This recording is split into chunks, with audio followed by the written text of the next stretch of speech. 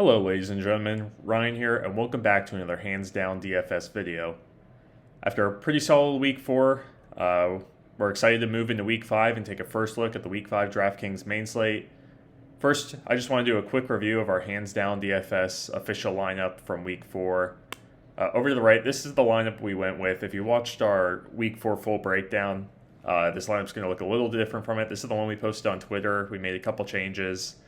And a couple of changes were honestly the demise of us. We still had a pretty solid week, 160.28 points with our lineup. Doubled up, not too bad. Could have been a lot better. We should have just stuck with our instincts, honestly. I mean, our original lineup was, we had Hurts, we had Nick Chubb, we had David Montgomery, plug him in. Instead of Pringle, we had Tyreek Hill, obviously, which would have been a great play. And then instead of Metcalf, we had Jalen Waddle. This was our original lineup that we talked about on our breakdown. Then afterwards, watching back the video, editing it, realized we had David Montgomery against the Lions defense, and that normally is a recipe for disaster.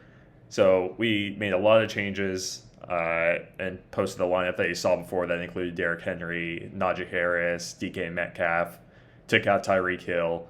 But, our original lineup would have had 168.68 points, would have 5x'd in a single entry GPP. But alas, we changed and, it hurt us. But just to review the slate quickly, Mo Alley Cox was the highest value, returned 19 points at just 2,500. I talked about Jack Doyle a bit and how we liked him against the Dolphins. And he did play. He was questionable. I said Mo Alley Cox would be good if Jack Doyle didn't play. Jack Doyle did indeed play. Mo Alley Cox still returned great value. Not many people were on him, but I really liked Jack Doyle, so I feel like I should have had some shares of Mo Alley Cox. Cordarrelle Patterson is just a guy I've just despised this DFS season. He's been able to get so much work from the Falcons' backfield and just take away from guys like Calvin Ridley and Kyle Pitts, who we've had a lot of this year. But 35 points for him, over 7x value at 4,900. He's obviously gone up a lot in price this week. So, still tough because a guy like Cordarrelle Patterson shouldn't be putting up that many points, but he does. Tyreek Hill, I'd only 5% known. This was kind of surprising how low owned he was, 50 points. Should have kept Tyreek Hill in our lineup. That was a mistake taking him out. And then Sam Darnold, highest value quarterback. Had a great game, got in a couple rushing touchdowns, and, just like everyone predicted coming into the season, Sam Darnold would just lead the NFL in rushing touchdowns. So that's just kind of exactly what we predicted. So that's just a little recap of where we should have gone in week 4. And now we'll take a first look at week 5. So jumping on over to the DraftKings Week 5 main slate, again, this is being recorded on a Wednesday night, so this is an early look. Just jotted down some initial reactions to the pricing that came out earlier this week. Just some guys I have interest in and some guys I think I think are overvalued. So starting with the quarterbacks, you'll notice right away that we're missing a lot of the higher priced guys, guys like Josh Allen, Patrick Mahomes, Lamar Jackson, who are all playing primetime games, not on the main slate. So that leaves Kyler Murray at the top, Tom Brady second, Aaron Rodgers. So what you'll find and what I think about this quarterback slate is there's going to be a lot more guys that are overvalued than undervalued. I think the value is kind of tough to find. There is value here, but I think there's a lot more bad pricing than there is good pricing. So just starting off with the first guy I'm interested in, right at the top, Kyler Murray at 8,000. He's hit his floor the last 2 games, apparently. So 22 points seems to be his floor. This 49ers and Cardinals game is going to be the second highest over-under on the slate. San Francisco's given up a ton of points to almost every team this season, with the exception of the Eagles. Gave up 28 to Seattle in week 1, 30 to Green Bay in week 3, 33 to Detroit in week 1, then 30 to Green Bay, and then 28 to Seattle. So, Kyler Murray, we know what he's capable of. We saw it at the beginning of the season, 35, 38 points. I think he does that again here, and at 8,000, I just think this is good value. I think this 8,200, 8,300, that's where he's going to end up priced long-term throughout the season. So at 8,000, I think you're getting a couple $100 discount against a team that's given up a lot of points. So I like Kyler Murray a lot. And then just like I said, I got a lot of guys that I think are overvalued. Aaron Rodgers here at 7,100. The Bengals defense has actually looked pretty good so far. They've only allowing one passing touchdown per game. They're allowing the fourth lowest yards per pass attempt this season, and Rodgers is a guy who doesn't have that many attempts in his games. See, 28, 27, 33, 36. So he's not going out there throwing the ball 50 times, which means he's going to be very touchdown reliant. He's going to be looking for these 4 touchdown games, and you see here, even with the 4 touchdown game, he's only getting you 27 points. At $7,000, I mean, if you're wanting 4x from the guy, you're needing at least 28. So to have a 4 touchdown game and not even hit that number, it's kind of scary. And, like I said, the Bengals are only allowing one passing touchdown a game. So Aaron Rodgers, I think, is overvalued. You got Sam Darnold, who was coming off the big game and, joked obviously the 5 rushing touchdowns on the season, as well as 5 passing touchdowns, but 5 rushing touchdowns on the season. I don't expect that to be long-term for Darnold. I mean, he's definitely being used as a rusher more than he was on the Jets, and he's shown that he's capable of getting into the end zone, but I don't think we should expect that every week.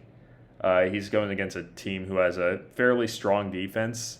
Eagles have come into the season with a high expectations for the defense. They played 2 tough matchups in the Cowboys and the Chiefs the past 2 weeks, so they've kind of gotten beaten up a bit, but I think that they'll kind of regress back to the mean against Carolina, and they'll be able to hold Sam Darnold and the Panthers to a limited amount of points. So don't love Sam Darnold.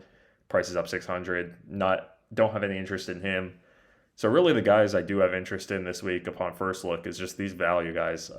Trey Lance, shocker, Jimmy Garoppolo got injured. I know we could have never expected that. That just it surprised everyone. But Trey Lance, assuming Garoppolo doesn't play, should step into the starting role. We'll have to wait on Garoppolo's status. He hasn't been ruled out quite yet. You see here, he didn't practice on Wednesday. So things are looking in favor of Trey Lance at the moment. But obviously, Trey Lance, brings you that safe floor with the rushing upside. He has mentioned second highest over-under on the slate for this game, just like I said about Kyler Murray.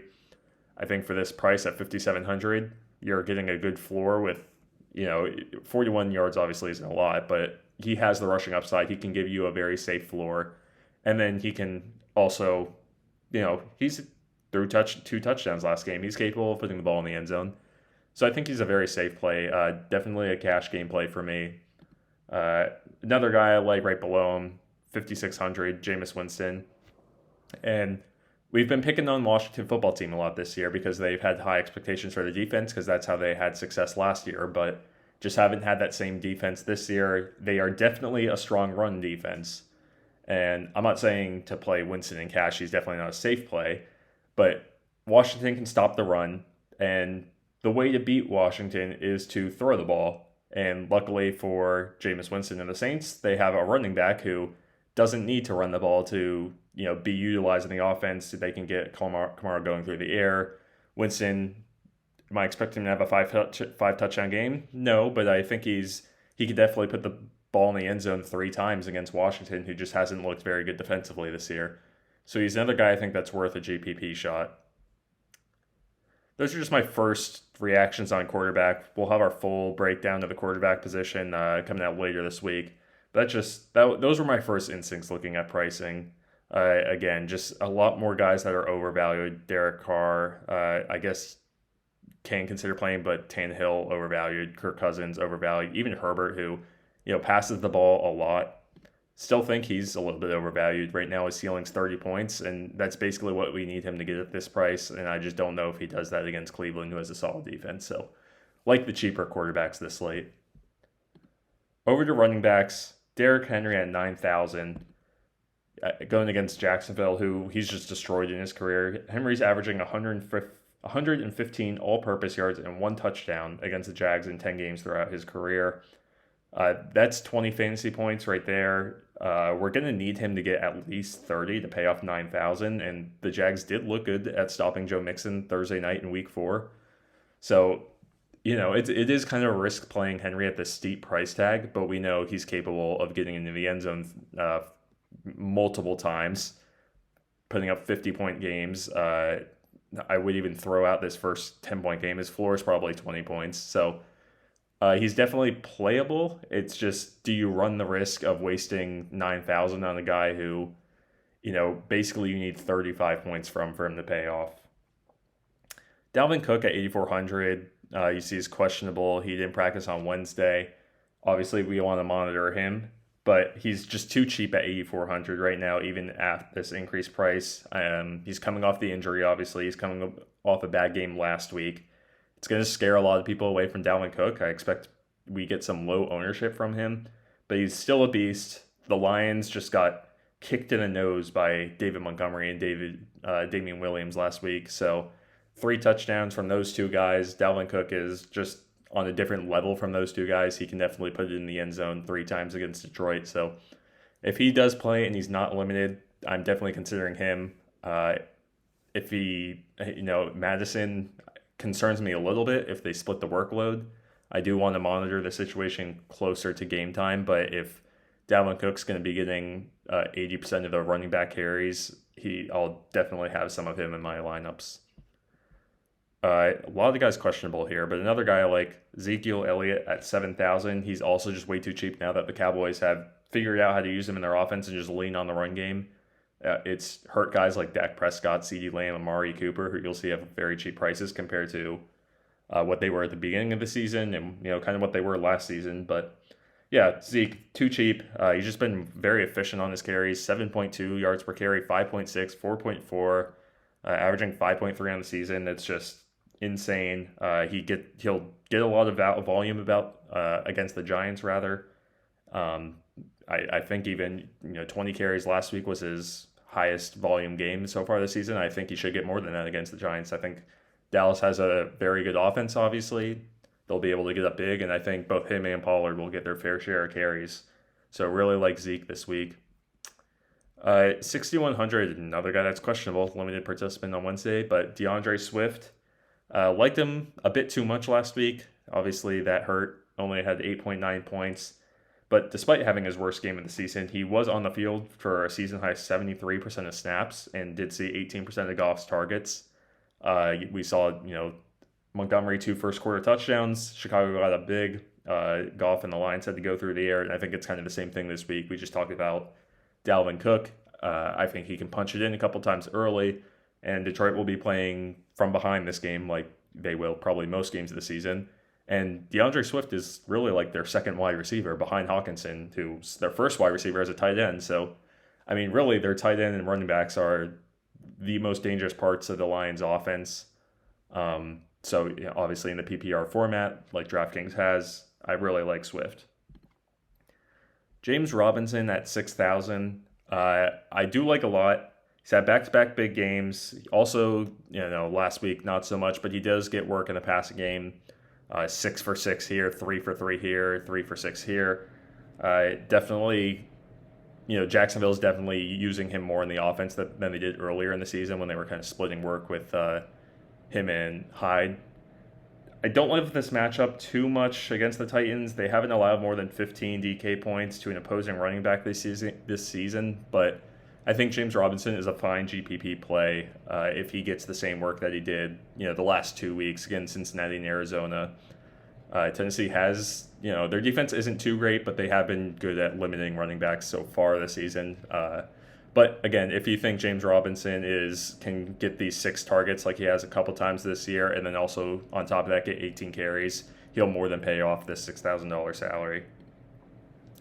Some guys that I think are a little bit overpriced. Antonio Gibson, 6,400. No interest in him at all. He looked very good last season. This season, not so much. He's about, $500 more than he should be. Maybe even higher or maybe even more than that. The most yards New Orleans has given up on the ground this season is 72 yards to Christian McCaffrey. And, that was even on 24 carries, so 3 yards a carry. And then 52 yards last week to Saquon Barkley. Again, that's about 4 yards per carry. And Antonio Gibson is nowhere near on the level of, CMC or Barkley. So he's going to be a very touchdown-dependent guy against a very good defense. I don't think Washington's scoring very many points this game. This is just way too high of a price. Honestly, I wouldn't even play him at 5,800. It's just it's a tough matchup. He needs to be around 5,500. Last guy I do have interest in down here at 5,200, Leonard Fournette.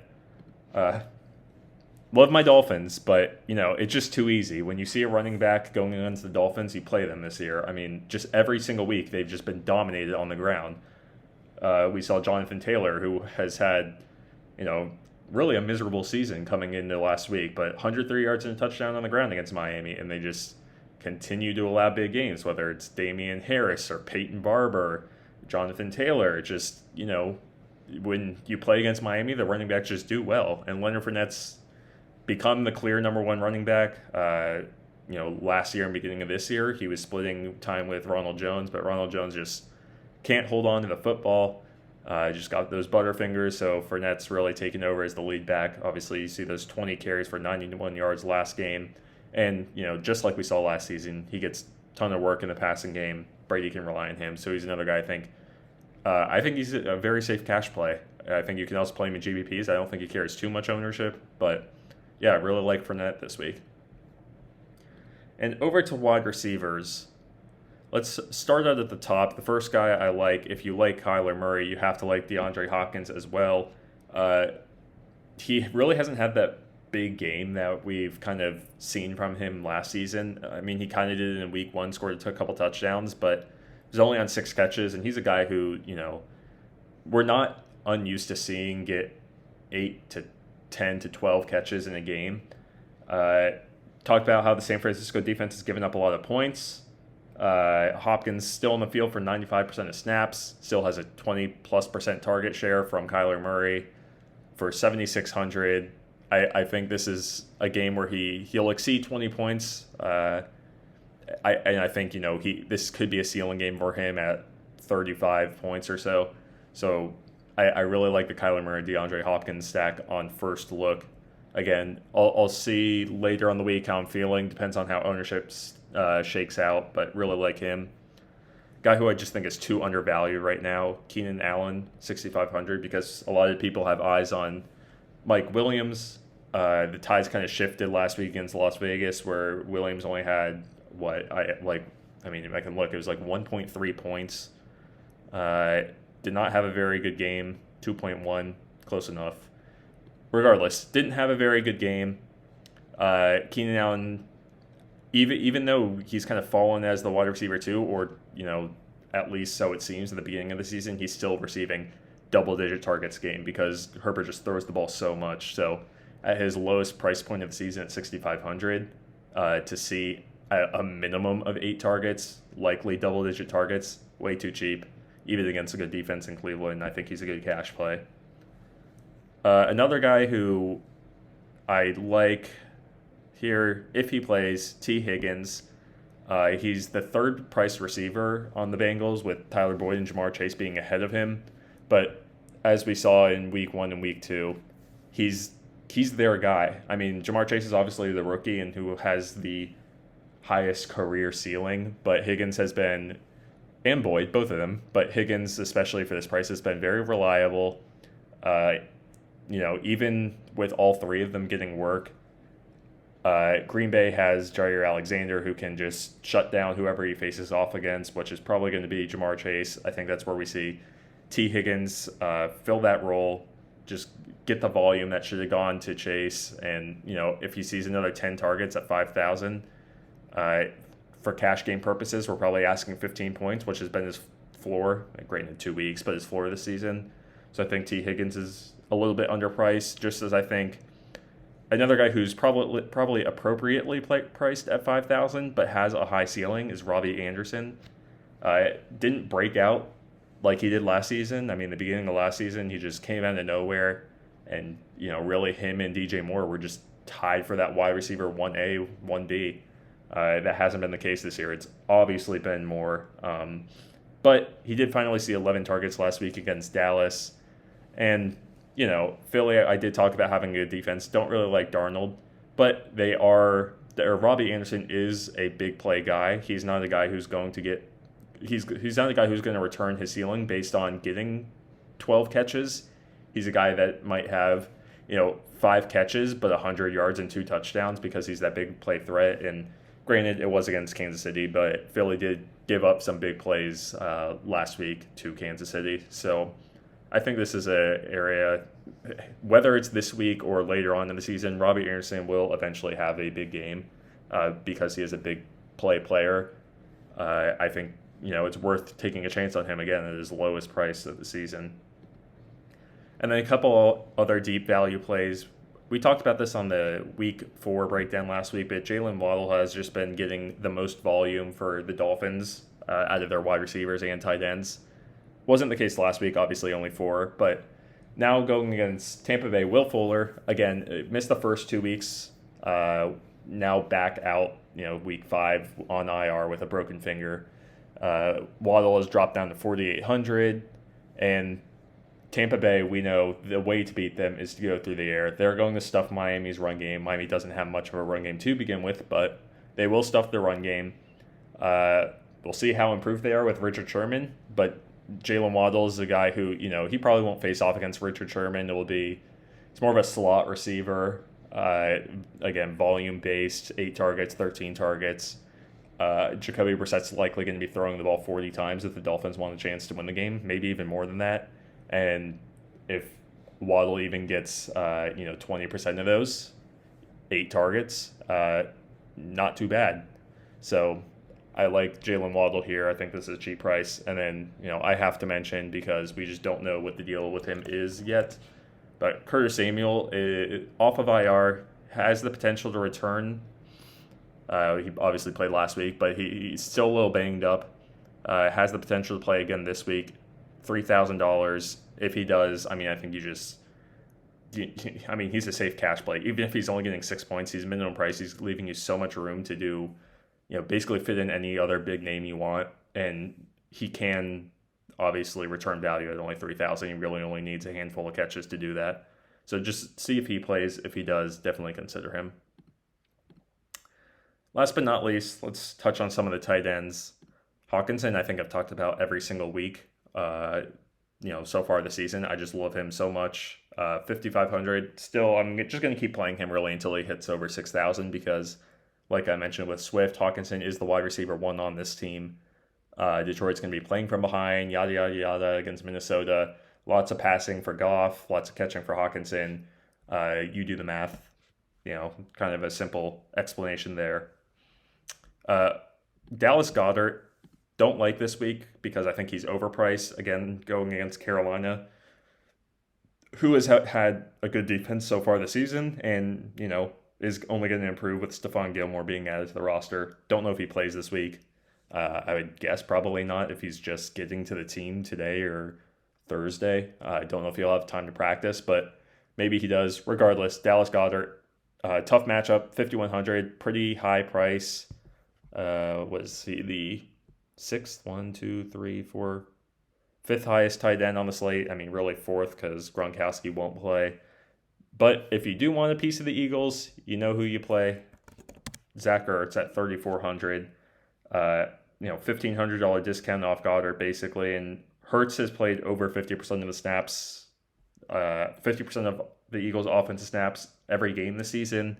Is 3rd on the team in targets, above Goddard. Somehow is still cheaper, coming off of 7 targets, 8 targets, double-digit points, still below 3,500. Somehow went down in price. He does have a tougher matchup, but he's kind of coming back into that tight end 1, kind of replacing Goddard. Zach Ertz might be a thing again this season, so keep an eye on him. Think he's very cheap. Then we got some duos I want to talk about. I guess 3 duos, considering Goddard and Ertz was one of them, but Hunter Henry and Jonnu Smith at 37 and 3,300. Henry at 37, Jonnu Smith at 33. Houston is the worst team in the league against tight ends so far this season, and these 2 guys are making up a quarter of Mac Jones' attempts this season, just under a quarter at 24%. I'll lean Jonnu Smith if I had to choose between the 2. He does have the cheaper price. He likely is going to come in with lower ownership, plus he's been targeted 5 times in the red zone, leading the Patriots. Obviously hasn't gotten the same amount or hasn't hit that point ceiling that Hunter Henry has, hence why Henry has the higher price, because he's been able to be more consistent. But I think Johnny Smith has the higher upside with those red zone targets and still getting 5 to 6 targets a game. So like those two guys. And then lastly, with likely Gronkowski being out, I don't imagine a world which he plays. You have Cameron Brate here at 3,300, who's going to replace him as the tight end 1. And then also O.J. Howard at 2,900. Last week without Gronk, both of these guys played exactly 65% of the offensive snaps. And Miami, I've mentioned in the past, they have pretty shut down corners, pretty solid secondary, and the way to beat them is to go towards the middle of the field. Saw Mo Alley Cox score 2 touchdowns last week against Miami. So the way to beat them is on the ground, towards the middle of the field, towards your slot receivers and your tight ends. So I think both of these guys aren't safe plays, definitely in your GPP pool. But I think they both have a potential to catch a touchdown. Brate probably has a slightly higher ceiling as he's been Brady's preferred target out of the two guys prior to Gronkowski joining the team. So, I think both of those guys are playable. That'll wrap up the Week 5 first look. Thanks for listening and staying with me. Please like this video and subscribe to catch the rest of our Week 5 content coming out soon. And leave a comment if you have any questions on the slate, and we'll answer it. So thanks so much for watching, and catch you guys later.